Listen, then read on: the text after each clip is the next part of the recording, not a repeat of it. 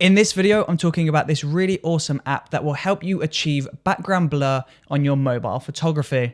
So let's get right into it. Hey, what's up? It's Chris from Brooker Films, and in today's video, yes, we're talking all about how to fake the background blur on your mobile photography. Now, the invention of portrait mode on most smartphone cameras has been an absolute blessing. But the problem is, if you don't have a phone with portrait mode, or if you took a really awesome photo out of portrait mode and you want that background blur, what do? Well, I'm going to talk all about this app called FOCOS, which does a really awesome job of recreating that background blur, typically known as bokeh. So let me talk you through that app right now. Okay, so when you launch the app, you can first begin by importing your photo, and as soon as you've dropped it into the FOCOS app, you're greeted with this slider. And if you pull this to the left, then that's going to have a closed aperture, so it's going to be all in focus. But if we pull this all the way to the right, you can see the background is going to blur out, and it does an incredible job at recognizing the edge of the person in the photo. So as you can see, if I zoom into this, the edge of me isn't really that bad. Like, you can't really see much of me bleeding over into the blurry background.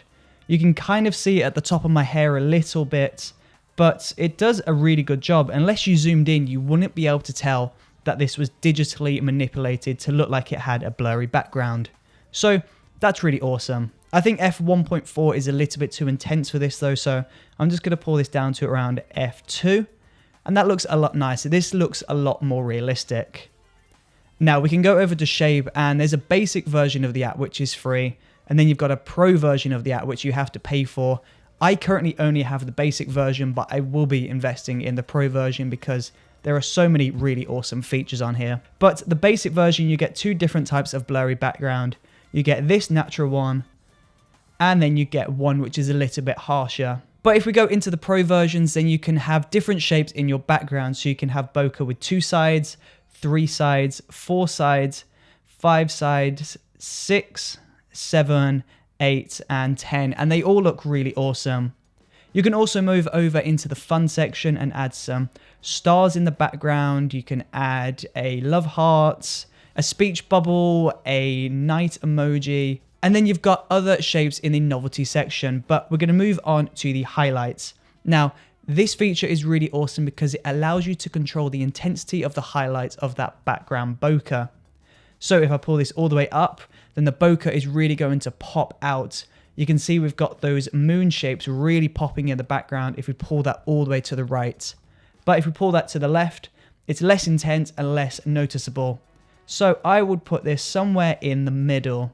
If you have it too far to the right, it can be a bit much. Now, we've got this vivid section, and you can either increase or decrease the saturation of that bokeh.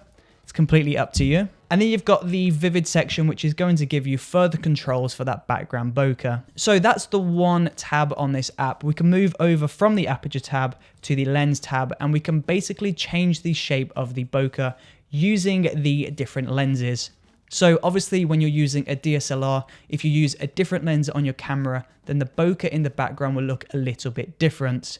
If you had an anamorphic lens, the bokeh will be stretched out, and if you had a typical DSLR lens, then it will be more round and full. So this is basically what this lens section is replicating. So you've got some basic lenses, and then you've got the pro lenses, and some of these look really awesome. So as you can see, if we look at this one, then it's recreating a Carl Zeiss lens, and this is a really expensive cinema lens. So that's going to give you a really awesome shape in the background. And of course, we've got some other really fun effects with that background bokeh. Of course, though, these are in the pro version of the app though. So if you wanted those, you'd have to go ahead and invest in the pro app. Moving on, we've got lighting, and I feel like this is where the magic of the app really begins. If we go into the lighting and we go into the 3D section on the top left, we zoom in, you can see we can orbit around the photo. Now this is incredible because this is how the app is differentiating between the foreground and the background. So the foreground, that is me in the foreground, and then the background is obviously the background there. So if I zoom out, you can really see what's in the foreground and what's in the background. So in this tab, you can go ahead and you can adjust the lighting if you wanted to. But I feel like this tab is just a really awesome way for you to see what's in the foreground and what's in the background. Of course, if there's any imperfections, then you can go over into the last tab, that is the patch effect. And as you can see, we've got a few different settings here. We've got depth, brush, eraser, portrait. Portrait is only eligible for photos that were taken in portrait mode, but don't worry, if you didn't take your photo in portrait mode, you can still use all of these other settings on the app. So at the moment, everything that is red is the foreground, so this stays in focus. Everything that doesn't have a red tint on it is going to be blurred out. So let me show you an example. I'm going to increase the size and I'm going to paint in the top left. So the top left is now technically in focus.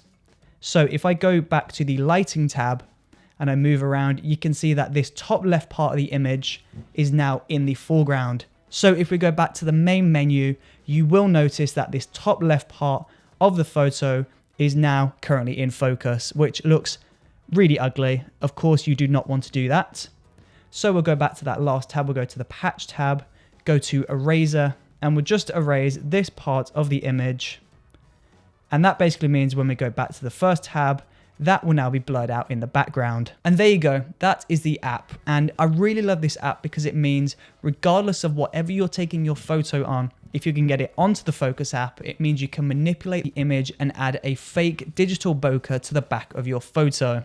So not having portrait mode or not having a digital SLR with a low aperture lens doesn't mean you can't achieve this look. Now, the free version is free, but it is pretty limited, but the pro version is around $10 for a year. It's really not a lot of money for what you get with the app. I was only recently taught about this app. A friend showed this app to me and I can't believe how powerful it is. So if you're looking for a way to get that really awesome digital background blur, then have a look at the Focus app. And I'm well aware this does sound like a paid promotion. I can promise you nobody has paid me to say anything. I've never chatted with this company before. I just love the app and I feel like this would be really awesome to every single photographer, influencer, or anybody that takes photos. This is going to be super helpful and super handy. So there you go. The Focus app, it's really cool. It's really awesome. You should check it out. So there you go. If you learned something today, or if you feel like you now want to go ahead and download the app, then please do let me know in that comment section below. And if you're subscribed, then I will see you on the next video. See you there.